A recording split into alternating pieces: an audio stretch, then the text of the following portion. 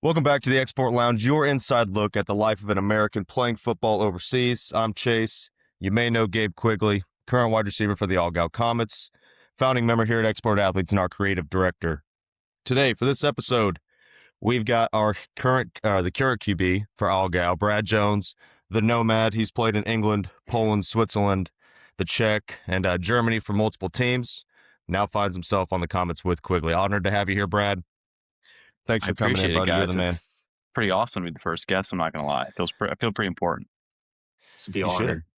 I am very honored. I'm going to put this on my resume. What do you guys have to drink today? So we start out with our segment, The Drink. Talk to me about what you guys got. Go ahead, Gabe. It's one of the Bayern Blue lagers. Not going to try to pronounce it, but it tastes pretty dang good. You should probably try and pronounce it. Yeah, you have to. Turgenzier Hell. Not bad. Pretty spot on. Pretty spot on. I had the Augustina Brau München Helles. Very similar to the Tergetziner or whatever you call it. Nice and light, nothing too heavy. All right. Big fan of the German beer. That was a big thing I brought back with me. Was I like the 9%ers now for whatever reason. Yeah, I've had to switch from the IPAs to more lighter Germans, and I'm quite a fan. I cannot lie. All right, fellas, I like it. Well, it's 10 a.m. for me here on Sunday, and I just did a canoeing trip all day yesterday, so this is going to go down pretty poorly, but we're going to muscle through it here. Brad, go ahead and do a quick introduction. Who are you? Where'd you play in college? And then just how did you start your journey getting overseas? Yeah, so I'm from upstate New York, so Utica, in between Syracuse and Albany is the best way I can explain it. Basically directly in the center of the state itself. Been playing since I was 4. I'm now 34. So give or take a couple of years in between with COVID, et cetera, but just about 30 years of football experience. I played, so the nomadic experience actually started right away in high school. I played one high school from 7th to 11th grade, then transferred senior year. Mm-hmm. Then went to junior college at Hudson Valley. Then I went to Hartwick College, and then I finally ended up at St. John Fisher University in Rochester, New York. So I started it even in America prior to coming over here. Then didn't play a whole lot in college. We ran a kind of a triple option style offense, and as Gabe knows, that's really not my game. I'm not really trying to take off with it. So I actually played a little receiver for a couple of years when I could move a little bit better. And then, it was a triple option, so I just sat outside. And I was like, I'm not doing that. It was like either go route, slant, or, just something simple once in a while. They wouldn't give me the ball, so it was more of a just hang out with the boys kind of thing for a year or two there. And then after that, I kind of started working and came across this website back home. I can't remember what it was, but at my uncle's physical therapy office where I was doing the books for him, some guy said, you should check out this website and look for a coaching job. And I went on there and I saw there was a scholarship opportunity to play football in England. And I was like, what's this all about? Keep playing after taking the year off, and sent in some tape from high school and a little bit of JUCO, and ended up getting a scholarship to go play at Durham University. And that kind of what kicked it all off back in 2015. So 11 years ago now, that's where it kind of all started. And let me stop you right there with the Bucks League. So you've been around in Europe, and we'll get to that in a second. Yep. Give us a little bit of insight of, hey guys, the Bucks League is completely different than any other league that you're going to find in Europe. What was that experience like? What were you doing? Just talk about that for 1 second, because I don't think a lot of people know. No, so the Bucks League, a lot of people think it's a pro league or like something similar to the GFL or the Czech League, whatever. It's exclusively universities. Yep. So it's the British University colleges, sports, something like that. Yeah. So like the Bucks itself is actually the umbrella for all of their sports. So basketball, volleyball, football, they're all Bucks. Okay. So at Durham, they were big, and this was like before UWE became big into getting imports. Durham was like one of the founders of bringing over about 10 per team, more or less. Like our basketball team had 5 guys from America. Our volleyball team, our football team, we had 10 guys, I believe it ended up being. So that was, you go over there and they give you a scholarship to play, and you're going to class. You're getting a 1-year master's degree from right now, I think, a top 3 university in the world. I mean, I think they actually passed Oxford over the last few months, which is pretty sweet for me to be able to say. Just crazy. Wow. And then play football. So it was just one of those things where it's interesting too, because you split the season. You play 4 or 5 games in the fall, take a Christmas break, and then you play 4 or 5 more in the spring. Yep. Wow. That's crazy. So what was the scholarship were, like? Was it full? Was it part? Was it mine? Well, I think it differed based on who you were. okay? I don't know how detailed I can get into what I ended up getting, but I No, remember you don't have to because give numbers. I just didn't know. just because I was the quarterback out, it started 80%, so they'll give you 80% scholarship. Damn. Wow. And then I was like, I don't know. I still got a whole lot to pay back to America because you guys don't know how that works over here in Europe. And they were like, here's a little bit more. So it's pretty solid. It's definitely, especially for the experience. I don't think you could put a dollar amount on something like that. And that's kind of how I approached the entire situation. Was whatever I had to pay out, I was willing to do so, simply for the fact that live in England for 8 months or whatever it was. I don't recall, but play football, meet a bunch of different people, and then get a sick master's degree, to boot. You really can't beat that. No. So you go from Durham, you play in the Bucks League, which you already said is completely different than anything else. Where was your first stop after that, and where'd that take you? Warsaw, Poland. So I ended up in the Polish league, and that was at the time where I actually played for a team that's now the Warsaw Mets. Mm-hmm. We were the last season where we were the Sharks. So that was during when the PFL or the PLFA and the PLA were 2 different leagues. So the Warsaw Eagles were in a different league. We still had the Wrocław Panthers were in our league, and a bunch of different teams. So there was 2 separate leagues in Poland at that time. So we'd never even played the Eagles during that, like the derby, as you'd call it, where they do now. Yep. So that was so far back when they had everything kind of split, and Poland wasn't a united league trying to make everything work. And that was my first one. I got the contract, I think, on a Friday, and I flew out on the next Tuesday, and then I played the next Saturday. Quick turnaround there. It's just gunning. Hey, just get in there and just whip it around the yard. Yeah, it was like, and it was I mean, everywhere I've gone other than 2 places, I've had to run the offense too. It's like as the OC. So I basically was between the Sharks, a team in Serbia, and actually New Ulm here in Germany, like a 3rd league team, and who I was kind of talking to at that time. And the Sharks coach, I was like, because it was one I really wanted, because it was the only first league of my options at that time. Sure. And he's like, yeah, we start the season in 12 days. Well, how soon can you get out here? And I was like, dude, I'm what do I need to do? Like, can you just send me a contract so when I get to immigration I can get in, kind of thing? Mm-hmm. He's like, yeah, here, I'll send it over. I signed it, and I remember getting the call like that it was happening, and my mom was in the kitchen, and she's like, I don't want to hear about it unless it's Poland. I'm sick of you talking to me about all these other teams. Like, I know you really want to go to Poland, so if this is about Serbia or something, don't bother talking to me. I go, no, it's Poland, and I got to leave in 4 days. She's like, oh, geez, all right, God, So then hopped on a plane, got there, and we won 42-zip first game. Wow. That's I mean, nothing like rolling off a plane and getting rolling with the fellas. Did you throw a couple in the end zone? Did you get in the paint yourself? I threw 6, yeah. Welcome to Poland. 5 or 6. I wasn't running, no. But I was at that time I was running a little bit more, but I was still throwing it for sure. Running to throw. Escaping to get rid of the ball, yeah. Probably something you're glad that you had experience with doing for this season. But so you go from Poland, Switzerland. I know you played for Basel. I played against them with Kalanda. I'm glad that I think you were 2 years before me or something like that. You were right before COVID. So I played in Switzerland twice for 2 different teams. Yeah. So I played actually, and in between that, I went to Australia for a minute to play football, and that was so bad that I quit and played baseball instead. That's quite a switch up right there. Yeah, no kidding. Yeah, I don't know if I included that when I sent you over the stuff I did, but no, right from Poland, I went home for a month, and then this team in Perth, Australia, was like, "Hey, do you want to play football?" I was like, "Escape the winter in New York? Absolutely, let me go." So I went down there, got through the preseason, and we got to our first game, and one of my O-linemen, again, this is like, I would call the Australian football in the West Coast, at least from my experience, at least back then, it was like a JV level, like of a decent high school, like it wasn't really there yet, and it's gotten better now, but it was dominated by 2 teams. The rest of them were just guys that showed up, at a field and thought they could figure out how to play football.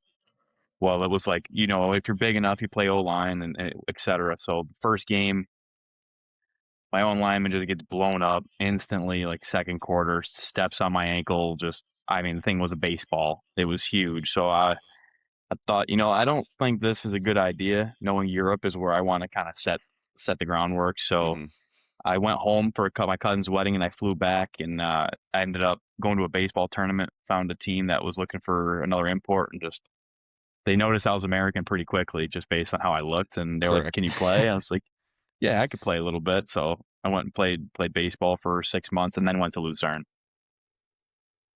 What did you play out there in Australia? Hold on, were you pitching or were you outfield? Yeah. Oh yeah. Yeah. That's awesome. I'm a pitcher and a shortstop, and then I like to bat in the 3-hole just so I can drive in a bunch of runs. So like my first game I pitched, and I think I went like 7 innings, struck out 12, and I think I went 3 for 4 at the plate. I even had a triple. Wow. Brad. I even legged out a triple. So I had found a gap somewhere, and I kept legging it out. But like I said, that was when I could move a little bit better. So Lucerne, remind me, I don't think that they are. They're NL. Actually, that's kind of funny. What Lucerne is NLB now because of the year I was there. Okay. It was part of what I like to call the unspoken, like, attempt to move down. Like we didn't win a game, so it was like me and I had another import who's from Tonon. He French guy. It was me and him trying to do everything we could to make it happen, but it was just one of those years where they were more than content to move down, and we just kind of, like I said, unintentionally or didn't outspokenly say tank, but more or less tank. Sure.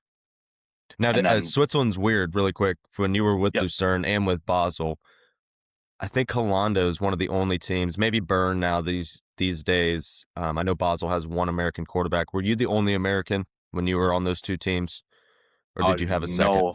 No.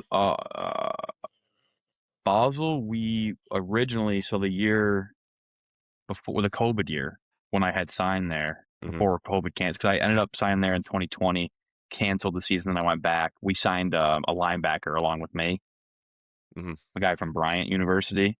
Okay. And then on the turnaround, I don't think we ended up signing one after COVID. I think a lot of guys were afraid to go over or just weren't comfortable with it. Yeah, just afraid to get stuck over there. Yeah. I got the last flight out that year. Oh shit! Before they canceled the flights, because I was hanging out with one of my buddies in Lucerne, and next thing you know, they were talking about there's only like 3 or 4 flights leaving Zurich to go to America one more time, so I ended up taking it. But then when we came back, I don't believe we had an import on defense. I think we just kind of, at that point, everything was in such a flux. I mean, we played the season. I don't know. I think we started in August and we played until October. It was a weird setup that year after the COVID year. So they threw it together and did it anyway. But I was the only American that year. Okay. So then, last thing, I guess, let's go to the one where you won a championship, correct? Ostrava was the year that you won a championship. That was with went to it, lost it. Shit. All right. The only Sorry, game I kind of set you up for failure. I didn't mean to hate on you. No, that's all right. That's okay. It's the only year. It's the only game we lost was the final. Who was it to? So, Vysočina, the Gladiators. Okay, the Gladiators. Yeah. So I actually went there in 22, and they had a visa problem. So I only got to play half the season, and the league, no American got their visa passed. So for whatever reason, I don't know if it was the league or the government itself, but nobody got to play. So I ended up playing. I only got to play 4 or 5 games, and they were like, you can hang out, and coach a little bit, play for the next 3 or 4 games and playoffs, just because you're here. And if you leave now, or if you leave in a month anyway, you're still going to have to kind of deal with some border issue type thing. So I stayed. I did the OC thing. We got to the semifinal, and then got trounced. But it was a building block for that year to upcoming, and because I had a really great, and we were on a good trajectory. We were getting there. The offense was starting to click. Defense needed some work, but we were really getting there. So then the next year they were like, "Hey, we'll make sure your visa's passed this time if you want to come back," because obviously everything worked. Like, we're returning all the same players, and in the check at that time, you could only have one American as a quarterback, and nobody else, or you could have 2 skill guys. I kind of like that rule. I don't mind that rule. I'll be honest with you. I don't mind it. I don't mind it if you have a good base for your local teams. Some teams kind of need an extra import, like just to kind of help balance things out. For us, Yeah. we were in a good spot. We didn't need a USDB or linebacker or receiver. We were as set as you could be as a local team. And that was why I was like, you know what, I'll definitely come back and do this again. And then we ended up making the coaching switch where I brought in Mark, who we have now here in Algoy. And when he showed up, our defense went from, I don't know, 5th or 6th in the league to top. And our offense went from 2nd or 3rd to 1A, 1B with another team who was really good offensively. But we were up 35-0 in, I think, 6 of the 10 games of the regular season. And that's when your clock starts running. Mm-hmm. So like I told Gabe, I think I had 38 touchdowns. I probably could have had 70 if we had rules like they do in Germany where you just keep playing. This guy's slinging around the yard in the because we were just, I mean, we were so well oiled. It was like, and I think that's the benefit. If, whoever listens to this is when you go back to the same team again, the building blocks from the year before, regardless of what the result was, the next year is going to be better simply because of the rapport you develop with these guys. And those, I love those guys to no end, because after that season finished, the first one, we were like, damn it, if we just had visas, we probably could have stole this thing. We could have made, because at that time, Prague Lions weren't ELF. Right. They were in the Czech league still. In the first game of the season, I think we lost to them 42-40. Like, it was something really, we were the only team that really pushed their toes. Mm-hmm. And we thought, if we could do that, then next year, why not be able to run it back? And then when we get the new coach, the new culture, and we just started ripping right off the bat. First game, it was just, it was fine with you not bringing in a ton of American imports because of one thing or another, but really it came down to having that good group of local talent guys. And I think that's why these leagues over there do only limit, it is a money thing, but having so many imports from America coming over kind of takes away from having these guys develop and eventually getting to the point where football is a very prominent sport over in Europe. But also the second point that you made was coming back to a team and having that rapport, having an idea of what we're going to do offensively, knowing somebody's name when you arrive to that country has to be huge. Did you ever get to do that elsewhere other than Ostrava? I did not. So okay. I've had. So you never repeated. In I guess technically Basel, when I went prior to the season getting canceled, okay. I did meet all the guys and get to know them for that a month or Not so. Not the same though, right? No, you didn't go through the battles with the guys. You didn't go through the hard times. It was just getting to know guys. So when I did return, I knew them. But in Ostrava, it was different. We went through a lot of stuff the year before, just a lot of dealing with good and the bad and the ugly, and then knowing that, I mean, as soon as I got off the plane in America, I had the guys text me. I was like, all right, so when's the return date? What, you going to come back? And I maybe talked to 1 or 2 other teams just to see what the gauge was, but I don't really think I really gave them a thought.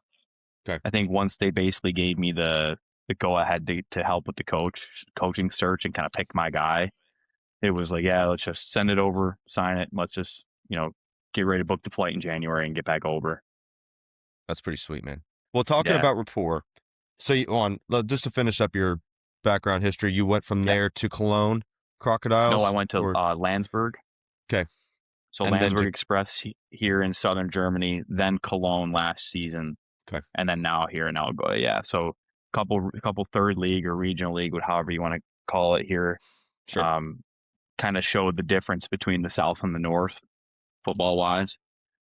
It's kind of which is pretty dramatic, and you can see that this season as well, even in the GFL 1. You know what I mean? So you could see it in both, in all three like tiers. I would say so first, 2 second, and 3, third. I mean, same kind of thing.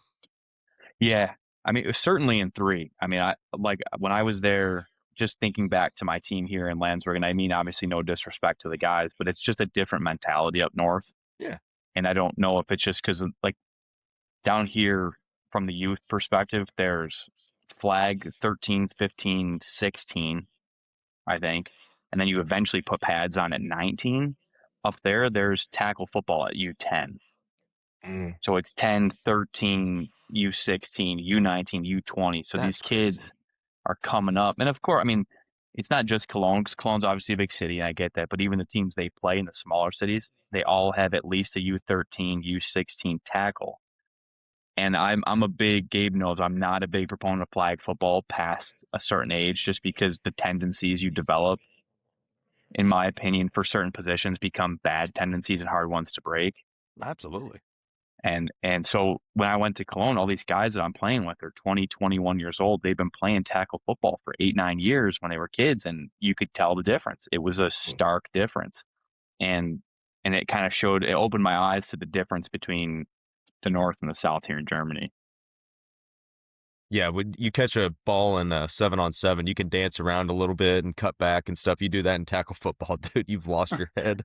Right. Or like quarterbacks, you develop bad arm angles, bad footwork. You develop reads, especially reading a defense when you don't have a line in front of you, or you only have one guy in front of you and you're just kind of scrambling around.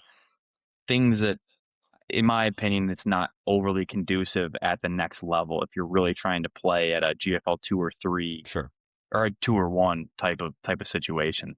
yeah, And it it's a was, completely like I different said, it sport. was pretty evident. Yeah. Well, going back to your report, you talked about going back to a Strava and, or just the fact that going back to a team rather just helps with that rapport. Quigs, this is more towards you. Speaking of having rapport, because you've been one season, 3 in 2 years, essentially, and this is your first time getting to have an American import who kind of has a really thorough understanding of the game of football. And then you add on top of the fact that you two are co-offensive coordinating. What's it been like between you two? What's the relationship? How do we talk throughout the week? Because obviously we're trying to make some turnarounds here with the Comets. How is that relationship? What do we talk about? What are we trying to figure out? And how conducive, how fluid is it? Because he came from different offensive scheme. You came from DePaul, where things were probably very different. Just talk to me about your guys' relationship and how that's going so far this year. I mean, I would say we meshed pretty well from the start. I mean, he kind of took me in as his little brother. We tagged along with some trips to Munich. I got to tag along with him and his girlfriend, and we got to just really hit it off the rip. And we both share a love for the game that's been apparent on both sides, and we both have an understanding that we kind of see the game through the same lens. And that has really made working together really easy, and kind of helped out, honestly. No shade to our pass coordinator, but it kind of was a distraction and helped us hone in on what we wanted to get out of, which is getting yards and getting the offense moving down the field, which we're still working on due to some other external factors. But working together has been fluid, and we talk frequently, and everything is conducive. We meet together quite often, and it really helps because we see the game the same way, and we both have the fire that we want to see displayed on the field, and we just gotta help spark the others around us to get there. Brad, Yeah, this is his first his is also his first season playing receiver. So how's that been for you? Just like trying to help him along. Well, it like he said, it was kind of like right off the clip when he got here. It was like, all right, because I've also never had an American receiver. No, So this is what? yeah, because Switzerland was the same way, only one offensive player on the field. Okay. Poland was the same way. The Czech. When I was in Landsberg, we had a guy who played both ways, but I rarely got to use him. It was really the first time I've had an American import that I could. I mean, I had running backs, but that's a different style of relationship. So when we signed Gabe, I was like, I finally have a guy who I can say, has the football acumen. Because guys out here, they have it. I'm not saying that they don't, but there is a difference between playing in the big stage in college and in high school. So when Gabe got here, it was like, all right, how are you and I going to make this thing happen? Because we did have an OC who had a very different philosophy to how I've ever run football. This playbook was this big. I remember Yeah, Gabe sent it to me. 100 and some odd pages, and a lot of stuff in there. And when Gabe and I, we'd go sit in these meetings and we'd go over it, and we'd talk afterwards and just be like, how would you see that, and how would I see that? And more often than not, we'd have the same response, which was like, okay, we're not even here on the field yet, and we were getting on the same page, mentally and the way we view the game. And that was huge from the jump because, of course, once he got here, we had the OC here and it was a tumultuous situation. And then when he ultimately was let go, it fell on my shoulders. And each time I've had to be the OC, I've not really had a whole lot of help, and I don't mind doing it. I actually kind of like it because I see the game, I can see things that are happening, and sometimes coaches get into bad lulls and all that. But it is something to be said about playing with a guy who can assist in what he sees and you trust what he sees. Right. And that's where Gabe and I have really clicked. And I mean, every play, every receiver says, I'm open. I could beat my guy. I got this. I don't think Gabe has said that to me once because he understands that that's not what I'm trying to hear. That's not conducive to the play. He says, hey, I'm seeing the safety do this, or I'm seeing the linebacker do this. We can exploit this area, this area, this area. And as soon as he says it, I think back to the last play. And I'm like, you're right. That's exactly where we're going to go. And then more often than not, we hit it, and then we keep going. And I mean, we played 5 games together now. Mm-hmm.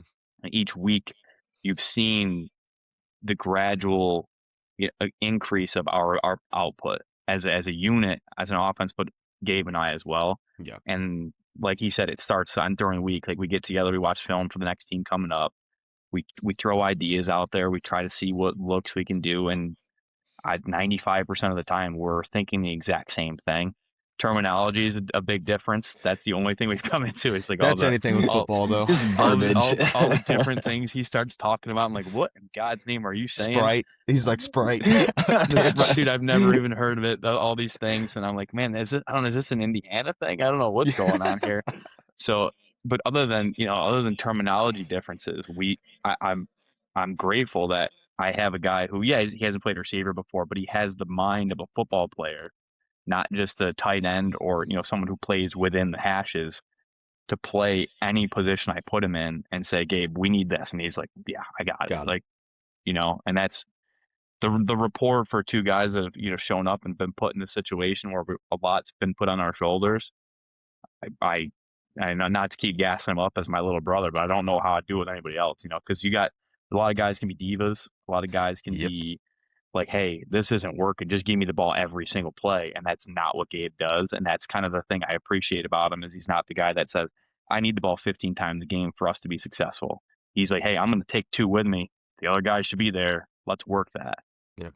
And that's as a support from a coaching perspective. And then as a teammate and a player perspective, I'm blessed to have a guy that sees it the same way I do, because as we know, that's not common. Yeah. It's not every day you get one of those. So I'm lucky. And he played quarterback before. Correct. He's a state championship quarterback. Candid DePaul is a quarterback. Like, that mindset is different because he was a guy who was probably in high school where, hey, I'm dropping back to pass and my reads are 1, 2, 3 or whatever. And then I've got number 4 over here saying I'm wide open. Having that bug in his ear probably for all those years being like, I don't want to be that guy. You know? I hope so. Because, I mean, whoever that number 4, that force read guy was, I got to thank him because he's saving me a whole lot of headache. That's quite literally it. So, Quigs, you and I talked about it in our practice run, everybody. This is our first episode officially of the Export Lounge. Quigs and I talked last time. Go ahead and talk again about difference between you having a Spanish and a Finnish local versus having Brad there. This is just for people who are maybe not have been in your situation before. Is it the arm talent? Is it the I know where I'm going with the football? Is it the communication and the meetings that you guys just referred to? What's that biggest difference as an American receiver? Like, hey, I've got an American QB throwing me the rock. The biggest thing, which Brad has a lot of, is experience. Both the quarterbacks I played with before were under the age of 18, and they had raw talent, but it's hard to be very savvy on the field and know where to go with the ball when you haven't had play a lot of ball yet. And for both of them, it was their first time starting. So that was a situation of itself. So it's really on the flip side of things where Brad's been playing football longer than both of them were even alive. And he has years of experience and it shows. And yeah, both kids had a lot of talent, and I think that they will be potential prospects down the road. But I just had to go through a lot of rough patches with them, and it's been pretty smooth sailing with Brad with stuff that he can control out on the field, which I've had. I'm not going to take for granted. That's for sure. Yeah, I've got to imagine that's a huge difference. And those guys probably will thank you later on down the road, being like, hey, Gabe was my first guy that I had. And he probably taught me a whole lot of things that I didn't know about just the game of football in general. And, that's something that can never be taken away from you, that relationship you have with those young guys, man. So the Yeah, fact that I you still. understand it and you value it, I think that says a lot about you and your character, buddy. And I know you Yep, very thank well. you. I like you a lot, Gabe. You as well. Uh, Likewise. No bias there. No bias. Zero bias. But you just said it. He's an extremely well-seasoned vet. Brad's been to a bunch of different places. We've said it before already in this 30 minutes. Brad, is there one piece? So you've been to a bunch of different teams and you've looked at a bunch of different contracts. Is there one piece of your experience or part of what that team had to offer that stands out over the rest as far as impact? So the housing that they put you in, the pay, the success of the team, their culture. What was the one thing over all of this football that you've played that you've been like, that made or break my experience with that club? Um, Big I question think here. Sorry to put you it on the is. spot. No, it is because each place there's always something different. Right. I've been in situations where the money's fantastic, but the football's not great, or the money's not there, but the football's amazing. So I'd say the one thing that was make or break is the culture, is the way, and I don't necessarily mean the city or the Right. country itself, but the football, entangled with that. So, I mean, I've lived in places Warsaw, Poland, and Lucerne, Switzerland, and Ostrava, which is the furthest east you can go of the Czech Republic. It's 6 hours from Prague. Yeah, it's not Prague. So that kind of thing, it puts a lot into perspective because we are going to play football, but at the end of the day, you guys know we're practicing twice a week for the most part. A lot of downtime, it, whether you get along with your teammates and they want to include you in things and how the board treats you. So the culture, I think, was the make or break thing for me in most of the situations because I'm a I'm not a big money guy. I don't spend much. I eat food and I like, I like food. I like food and just hanging out. I don't go out and spend a whole bunch of dough anywhere. So the money is never something I was looking at. Like I need to get, 1,000 here or I need to get this. And it's all relative too, Oh, yeah. living in Luzerne, getting whatever you get compared to getting the same amount in the Czech Republic. Not even You're a rich close to the man. same. You're a Yeah. rich man if you got Swiss money out there. So that was never a thing for me. It was really the culture everywhere I've been has been it was a make or a break, I'd say. And did that have any correlation with the amount of time that club has been established? And I only say this because we're going to talk about it here in a second. Is the Iron Mask Cane just almost beat the Tonon Black Panthers in the Division I championship, blew a 17-point lead. Yeah. Did you find in your experience that the longer a club was established, and I feel like this is kind of a layup, but was it the people that are there that really want to play football? You know what I mean? Yeah, it's definitely the people that were there because, for example, Cologne and the agriculture there was great, but I guess it was a win and win there. They've been around since 1980. I think they're one of the first teams to ever be in Europe or in Germany. I guarantee the culture was different in 1992 till it was in 2025. And I think things are cyclical here. Yes. Because what happens is my head coach last year was a former player of the Crocodiles 20 years ago. So they stay around, they stay within it. So the culture kind of carries itself. And Ostrava, that team was around for 2007. So I believe it was '07. So not too old, not too young. And I think it really just is about what they've put into it within, I would say probably a 5-year grace period, give or take, because turnarounds can happen pretty quick, just like Cons. They were second league, I think, 2 or 3 years ago. Moved up, and you build it. And if you have the right infrastructure and the right guys, like you said, they just barely lost in the championship game after squandering a lead. But in Ostrava, we had the culture, we had the guys that bought in to putting in the work and putting it all together. And the output is 11-0 going into a championship game. You don't get that everywhere. And then you don't get that and as, again, no disrespect to any of my former teams, but when you have guys that are hungry in the gym or who want to have film sessions or who want to have that stuff, the extra stuff to put in, when you have other teams that just want to drink beers after practice. That's their whole point of going to practice, is to sit in the parking lot, hang with the guys, and drink a couple pops. Yeah, There's your hobby. difference. There's your difference between 5-5 and 11-0. That's what it is. It's a cultural. I mean, look at the great teams that have been around in the ELF or whatever leagues you want to call them now, but like Vienna Vikings or the teams like that who have just built it from the bottom up and they continue to sustain it. So I would say culture is no doubt that's the top thing, and I think it's about who's there now and who comes back from times when things were good. You're also somebody who's played in a couple of different countries. Spain, I feel like, is a little bit of a younger league. Correct me if I'm wrong, Brad, but compared to the Maple League. But you said that there were maybe a couple of issues when you were up there in the North Quigs.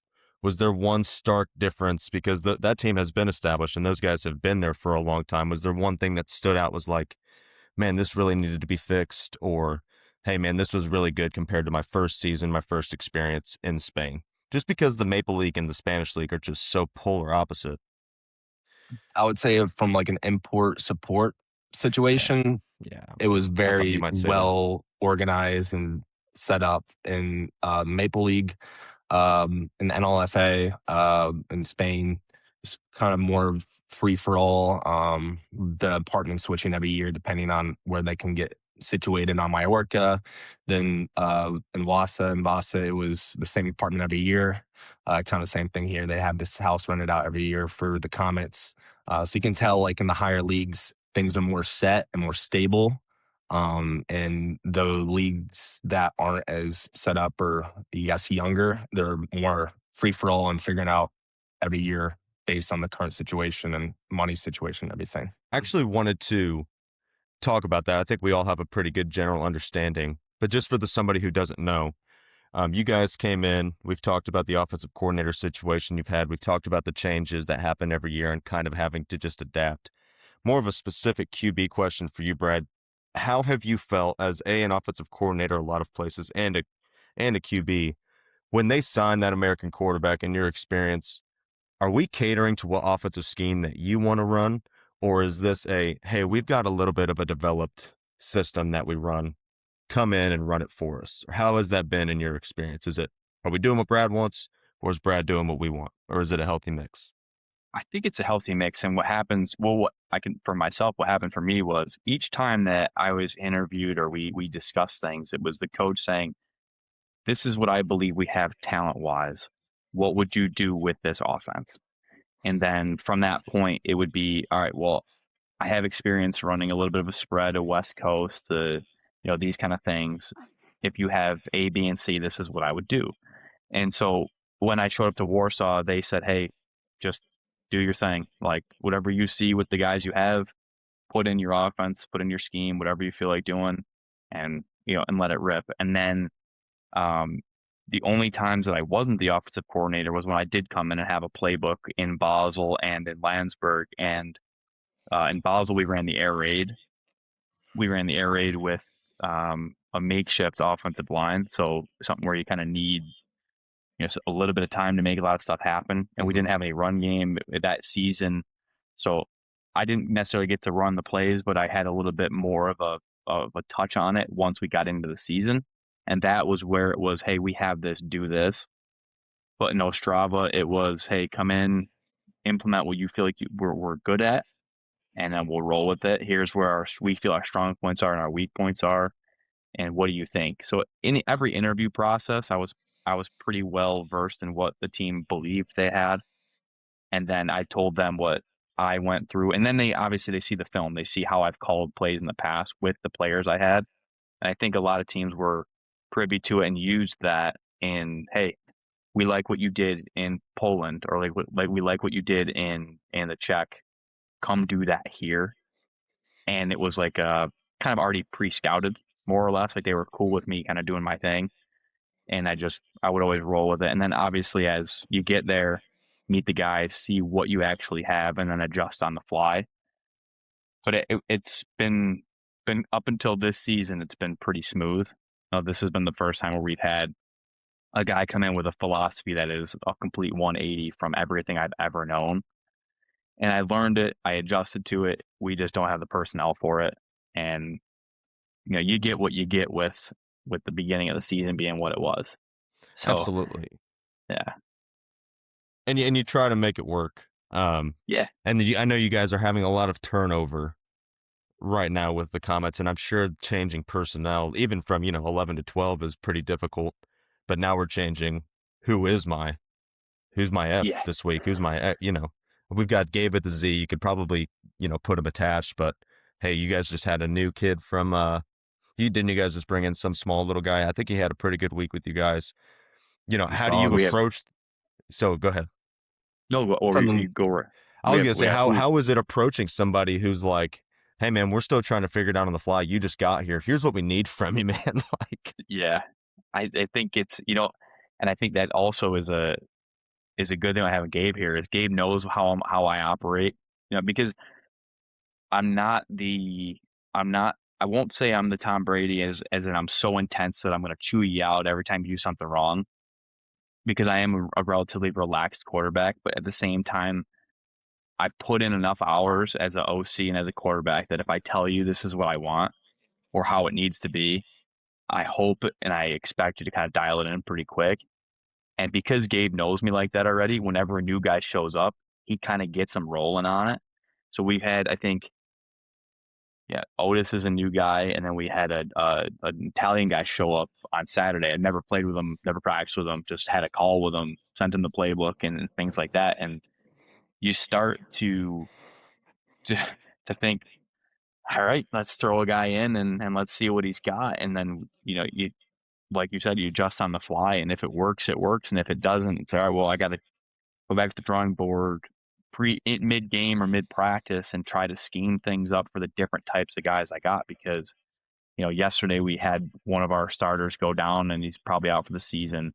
His skill set is different from, XYZ's skill set. Gabe's skill set is different from other guys. And trying it, even yesterday, Gabe knows we played yesterday. I'm trying to piece together 4 receivers to put on the field because I have 2 running backs and one needs break.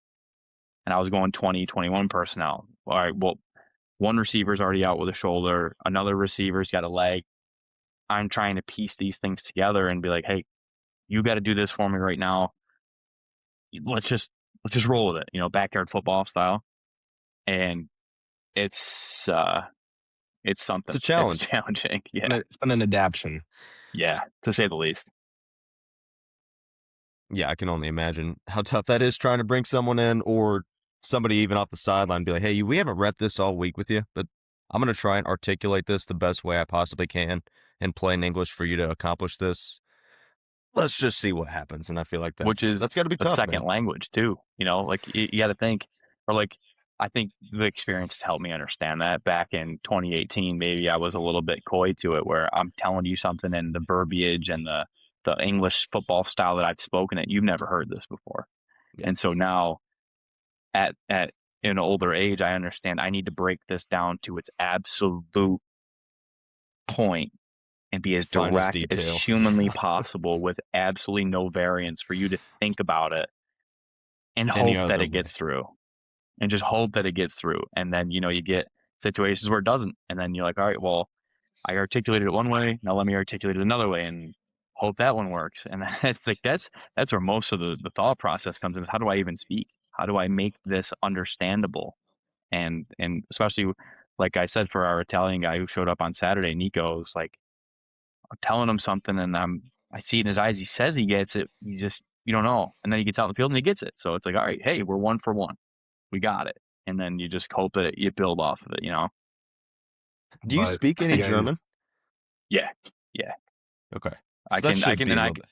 So I can understand it pretty fluently, especially in the football terms. Mm-hmm. But if I really have to, I can do a broken grammatical sentence that they can understand.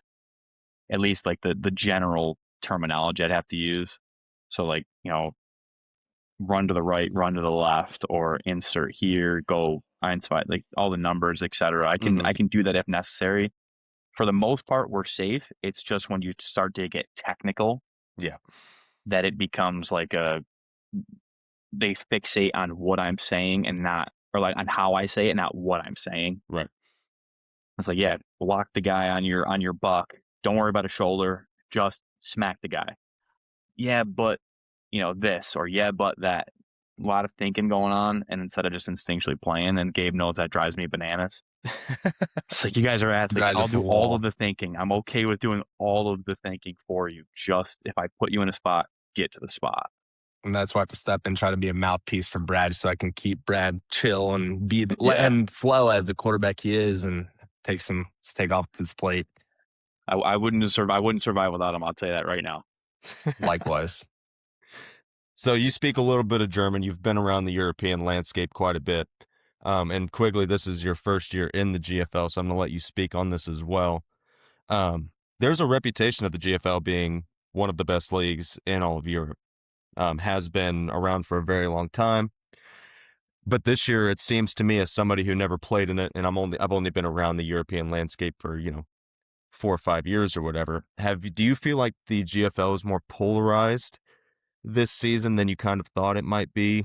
As far as you've got the absolute crushers of the league, you got Dresden, you've got Potsdam, the unicorns seen all the way back, and then we're seeing a little bit of a drop, specifically in the South, where the talent level just doesn't seem the same way. Has that always been the case? Is this trending to a more polarized league? Gabe, was this what you expected? Just talk to me a little bit about the GFL, Brad, as you know it then versus now, and Quigs as your first impression of the playing in the GFL. I've been given like a heads up of how lopsided it can be. But it can be apparent, like when we first went to Hildesheim and they had 12 coaches and we were going with one, and you could tell that there's a stark difference in just how much funds the team has. And I think that goes into a big part of the overall success of the franchise. But it doesn't seem like there might be some teams that are on the lower end of it, but I watched Braunschweig a little bit, and they were competing with someone, Dresden, and they're 0-5, and you would think they would have played much worse than they had, but they put up a competitive fight. Mm-hmm. Whereas some other teams in lower spectrum, I don't think would put up that fight. So I think there is a drop off, but I don't think it's as lopsided as one may guess looking at just the records. Okay. Yeah, I think the GFL does have this moniker because it was here before the ELF. It was here before all these teams, where football in Germany is the oldest in Europe. Like it was here first. It's just kind of where it began, and it started to branch out. So the GFL will always have that bravado, right?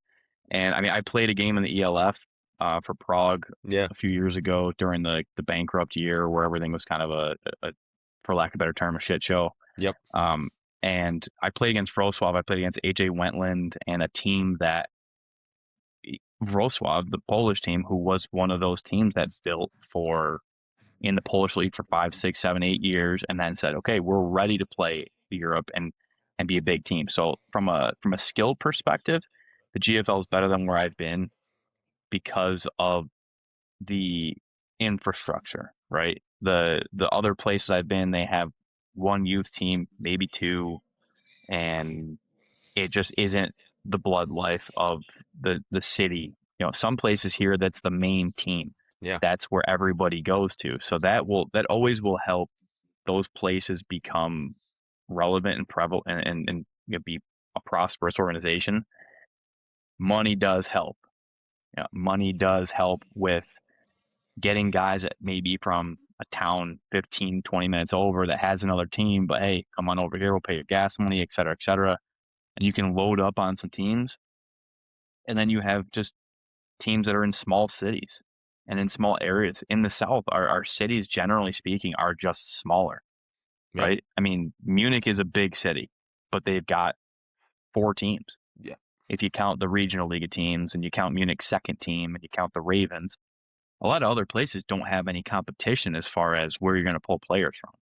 And when you have a team like Stuttgart go down and Schwäbisch Hall can get a bunch of their dudes back, or other teams can benefit from that, you're going to get that plus in players and skill level. And I think the German league it used to have a little more parity. Yeah. I think the parity has escaped us now that the ELF has kind of taken the better players from certain organizations or ELF, whatever you want to call it, to take them over. Because, like, I mean, from the comments alone, I know there's, I think, 4 or 5 players that are playing in Munich instead of playing here. And every player counts, especially in a small club. Absolutely. And I know a lot of other teams struggle with that as well. I mean, the Cowboys probably are missing a bunch of guys for the Ravens, and it doesn't help grow the game. It helps. It helps, I guess, some people entertain themselves with some extra money in the pocket. But I think from a German league perspective, it's not as lopsided in the north as it may be in the south, from my own personal opinion, being here. Mm-hmm. But it is still the GFL. It's still one of the better leagues. I think overall probably is the best league of the domestics. But I don't think many are far behind simply because of how things are starting to split apart and how players are moving around. I think there's some teams from other places that could challenge, but it's still the GFL. Yeah, it's still the GFL. And I'm glad you actually brought up the ELF/EFA/AFLE in the absolute shit show that it was in 2025 or whatever. And I had the exact same thoughts that you did, where the question was, what are we actually trying to accomplish with making these professional leagues? Are we still trying to grow the game of American football over there, or are we just trying to put something on a nice TV, put a bow on it, and make it look really good? And for what reason? Because you just said at the top team, the most storied league in all of Europe, and the most storied league in all of Europe is seeing negative impacts from these teams, and then you get to last year's championship where you're in your 4th or 5th year of having the ELF, and your champion files bankruptcy right after the season. What are we trying to accomplish there? And I have some negative thoughts about the whole thing, especially with the ELF and creating 2 more leagues. But it's really just comes down to, how are we trying to shape the landscape over in Europe? What are we trying to accomplish with American football? And we brought it up earlier with the number of imports that are in each league. Like, hey, we have limited A imports because we want these guys to develop and get better at the game. I guess just get off my soapbox there, because I have a lot of things I need to say about that. What do you think about the league being split into 2? You've been over there for a long time. They split into the AFLE and the EFA. The EFA has all prior ELF teams, and the AFLE brought in 4, I think, new franchises. Brad, is that something that we need to continue to try and expand upon? Do we need to take a little bit of a step back and go back to like getting some really good domestics, and where our international league play comes from might be the leagues like the CEFL, where it's regional and you take those best teams? What are your thoughts? I just want to know. You've been over there for a while. What are your thoughts? Yeah, I share similar views that you do on this whole situation. I think having played in it, very briefly, obviously, but having been in the situation, seeing how it all works, and seeing what the idea is, I've called it a pig in stockings, and it's a pretty popular saying in English. Is you got a pig, you throw some fancy stockings on them, and just look at it from that view. You don't see what's actually wearing them. That's what I always thought of the ELF from the beginning, and I thought it was fine when it was, I think the original was 8 teams or maybe even 6, whatever it was, and you had established programs that could potentially withstand, revenue losses or things, because it's not a financially sound thing. It just isn't. We're not in a position where you're going to make pig in stockings. That was my moniker for it, because it was something you put on a fancy show, you put on the nice uniforms, you make it look like something, but at the end of the day, it's still football. Mm-hmm. And it was trying to force the overall international idea of, we have teams from everywhere playing each other, but taking away from the domestic leagues. And I always thought that was kind of a money grab or an attention grab, as opposed to an NFL Europe, where they actually brought guys over from America and had big investors and played Americans to grow the interest of football. Because what fun is it to go watch the ELF team that goes 0-15? That's not going to help you grow it. Whereas you have your local leagues, in Prague, for example, they won a bunch of championships in the Czech league. You have a good following, and then you go to the ELF and you get smoked. Yeah. That doesn't seem like a very sound thing for me. And then when you go from an investment standpoint, you're not going to make any money on football over here. It's just not. It's not a thing. You can't charge NFL prices for tickets because there's not enough people that want to go see it. Yep. And then you have the bankruptcy years and have whatever the heck was going on the last couple of years, and then split it up into 2 different leagues. I don't get it, and I think you hit the nail on the head. The CEFL, or the European Cups, if you want to call it something like that, is the way. And for me, would be the way to go, because at the end of the day, you're always going to have the Germans, the French, the whoever are going to say, we have the best team in Europe. Yeah. We rolled through our league. We're super talented. We're great.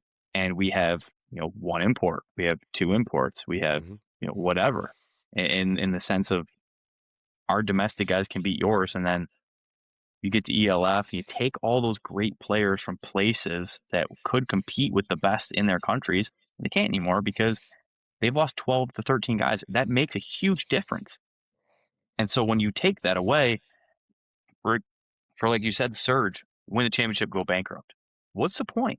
Correct. What is I don't understand. If your objective is to grow football, how'd you grow it? You won and you're gone. You no longer exist, right?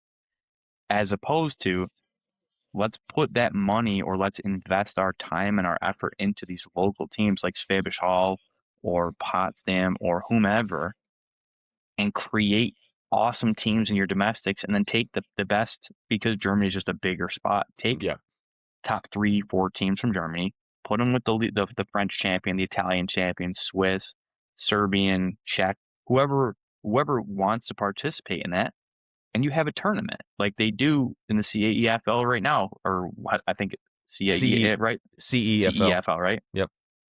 With like Tonon playing Firenze, do that, but on a grander scale, because now that people will want to see, right? I personally don't care about the Rhine Fire or Nordic Storm going down to Prague and kicking the tar out of them because they're just in a different class.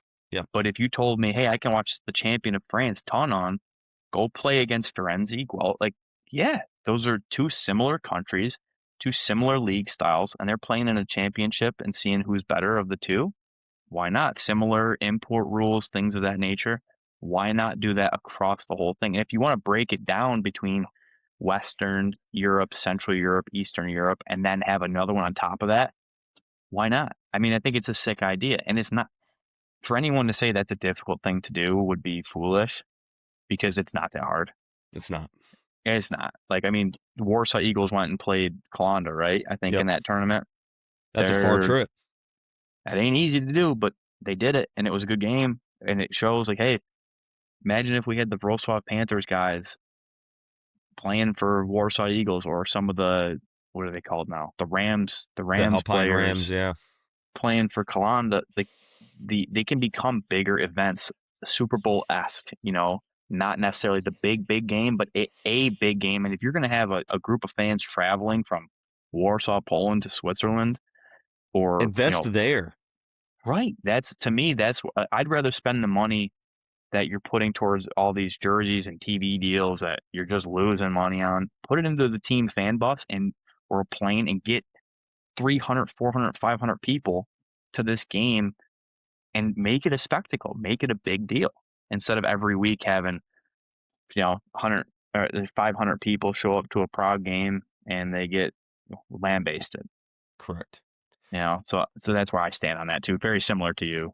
Here, shout out big time to the IFL this year, the Italian Football League. They had a new AFLE team come in, and the first thing that they did was establish rules to where the Firenze Red Lions were not allowed to take players from the IFL, and the IFL had one of the most entertaining seasons so far this year, and they're still rolling. I have absolutely loved keeping up with them. I was dialed into when Firenze went and traveled to Donon to play in the semifinal like they did a really good job of establishing rules to be like, screw you guys, we are investing a lot of money into, I mean, they're sponsored by Oakley. Their MVPs get their Oakley glasses. They're now able to live stream, and they have a nice, it looks as professional as you can make it over in Europe without doing all the extra bells and whistles that what the hell does that even do for anybody? Right. You know what I mean? I don't know how clean we're going to keep it on here, so I'm going to keep the F-bombs to a minimum. I've been tempering mine down. I think I only got one shit show so far. I've been doing pretty good on it for you. But, and to your point, the CEFL is established, but the Danube, I think I got shit on for saying Danube. I think it's Danube. American Football League, where it's got Romania and Hungary and Serbia in a league. Yep. Yeah, one of the teams kind of fell through as far as following import rules, and that didn't work out. But if you want to make something international, do it regionally. Right. So just hats off to those guys and I all think that that's stuff. awesome. But man, we're already at an hour and 2 minutes. Let's go ahead and move. We talked about the CEFL. Brad, we've got the CEFL final coming up this following Saturday, the 27th. We've got Tonon, who just came off winning the FFFA. They're going to have 3 really tough back-to-back weeks. Ferenz, Iron Mask, Kane. Do you say Cons? I think it's Cans.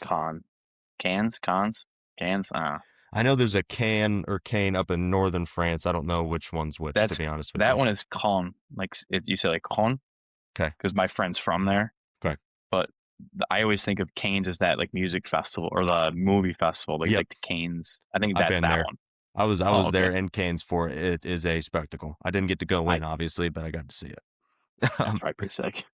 But they've had to go back to back weeks, and now they're going to go travel to Calanda, or no, they get a home game, but they've got to play the best team in Switzerland, who has been in the CEFL final the last 2 seasons. What do you know about that game? What do you know about the 2 programs? If I put you on the spot right now, who's winning CEFL? I know more about Tonon than I do Calanda these days.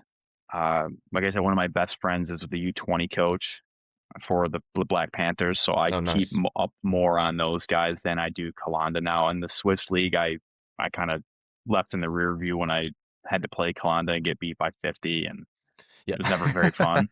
So, I mean, based on what Tonon did this weekend, coming back from 17 down, I know Coach Legault, he's got those guys. They're a well-oiled machine.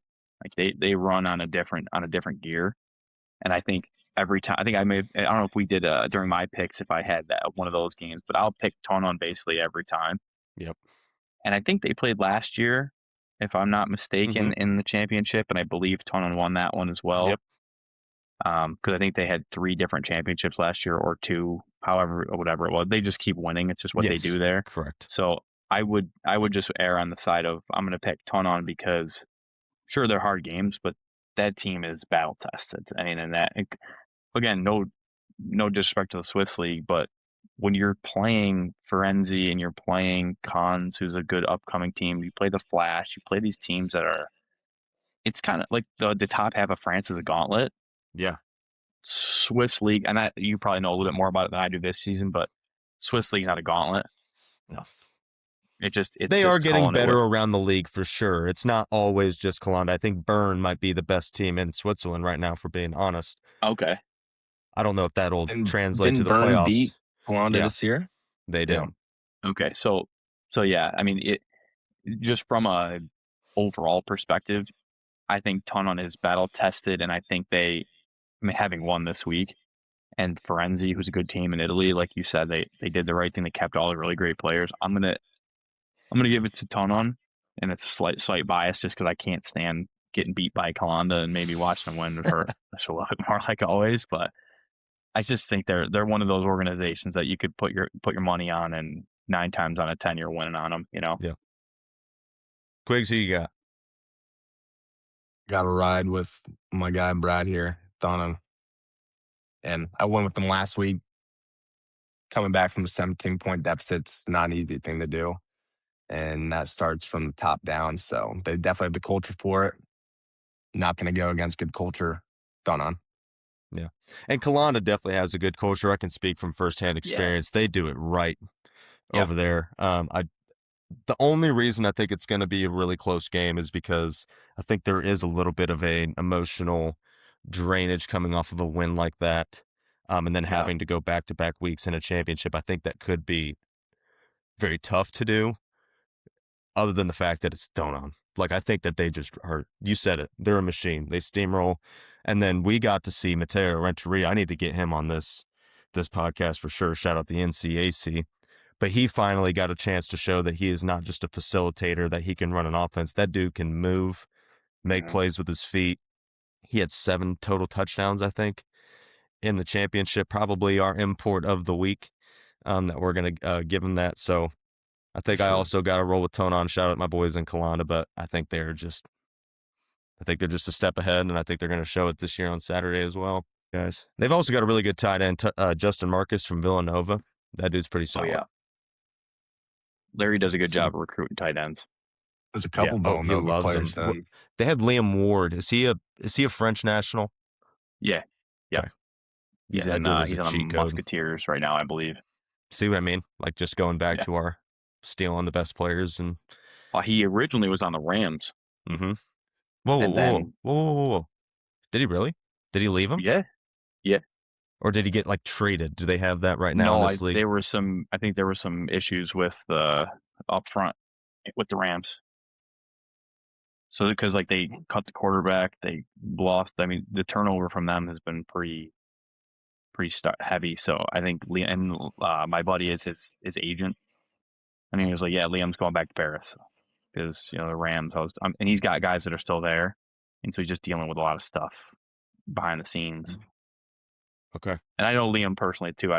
We were at my friend's wedding together, so we had a good time. But he's a great guy. But yeah, when I saw these sign on the Rams, I was like, I never trust new teams like that, Can't. And then I think they posted it last week or the week prior that he's back to Paris. Okay. Shout out Liam Ward. Shout out to Paris Musketeers. But yeah, we got some issues with your guys' professional leagues over there, and we've got ideas on how you can fix them. Just talk to the exported athletes. We know what's going on. We do have a lot of people who give us information that we don't ask for. I swear we wake up to DMs of people just letting us know what's going on. Shout out you guys. Keep letting us know what's going on. Brad, we are getting towards the end. I got some rapid fire questions that we kind of want to ask all imports, because it's one of the main things that we're trying to do is make the experience for the American, that much better, educate them before they get over there. And who better to answer these questions than a 34-year-old who's been playing over there for, God knows how long. So almost a first decade, one, yeah. This is a good one because I get asked all the time is, hey man, what am I doing with my contracts? That's one thing that we walk through these guys with quite a bit, make sure all boxes are checked, and not saying that these teams ever follow through 100%, but at least you have a little bit of recourse by making sure all the essential things are in those documents. What is one thing that these guys should know before they ever sign a contract? Hey, when I'm about to go look at this contract, this is what we need to be looking for. This has to be there. I always my checklist is pretty simple. It's housing, a salary of whatever kind, and I look for meal stipends. I always look for food, especially when I'm going somewhere brand new. So if I've never been there before, I don't know how grocery stores and all that kind of work. So if I was telling a new import that's getting something, I always check for the days you're flying in and out. Because some teams will even give you the return time, but make sure the flights say to and from, not just to.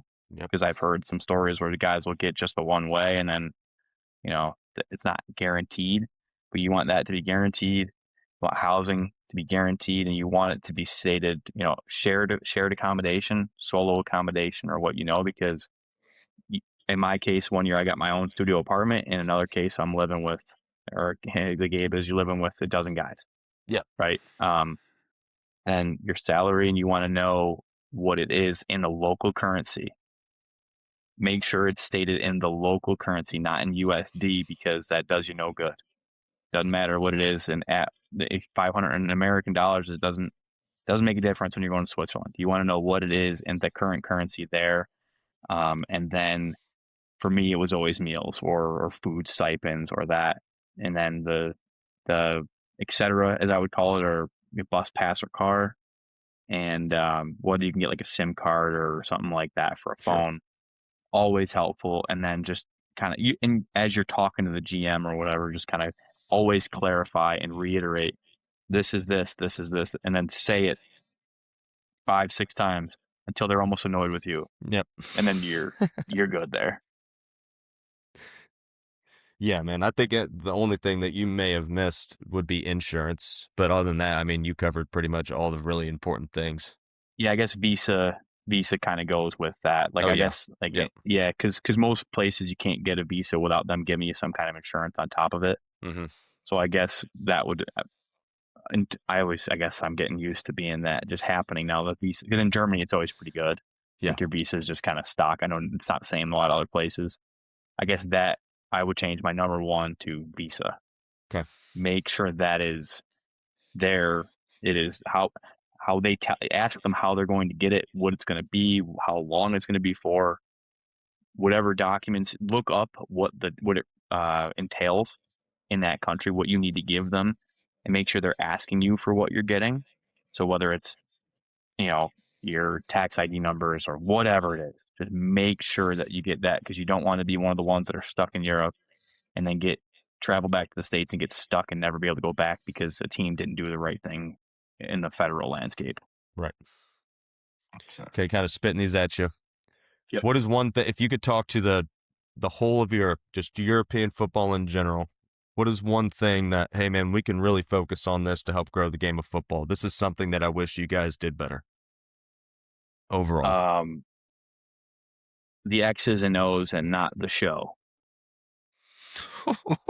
Ooh, that was a bar. I want more. I want more.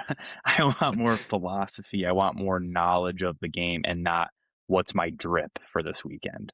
I want less Instagram receivers and more receivers who put in work. I want less guys who are concerned about their visor, their mouthpiece, their gloves, and all that, but can tell me when you're running a route or you're reading a defense, 2, 3, 4 man, 3-4, 4-3 linemen that have intellectual abilities. Give me more X's and O's and less of just the show I'm putting on. That's what Europe needs to focus on, in my opinion. What an answer. Good luck any import that comes on here and I ask that question. Good luck giving me a better answer, because I'm about to end it on that. I have one more. That's how you're going to end this. This is great. Fair enough. Brad, appreciate you coming on, man. We might even talk about having you on more often, to be honest with you, when we start bringing on other imports. We'll talk about that off screen. But if you're watching this and you're thinking about going overseas, if you're trying to figure out a path to continue playing after college, follow us on Instagram at Exported Athletes, or check us out at exportedathletes.com. We exist so you don't go in blind. You get all the knowledge of guys like Brad, people who have been there and done that, so you can have the best experience possible when you're going over there. Brad, appreciate you coming through, man. Gabe, thank you for your co-host duties. I'll try and cater a couple more questions your way. But Brad, you're the man. I'm a chatterbox. I keep ripping. That's the problem. I can't shut up sometimes. That's not the problem. That's the solution, man. You did a great job today. Really appreciate it. That's good stuff. Join us next time.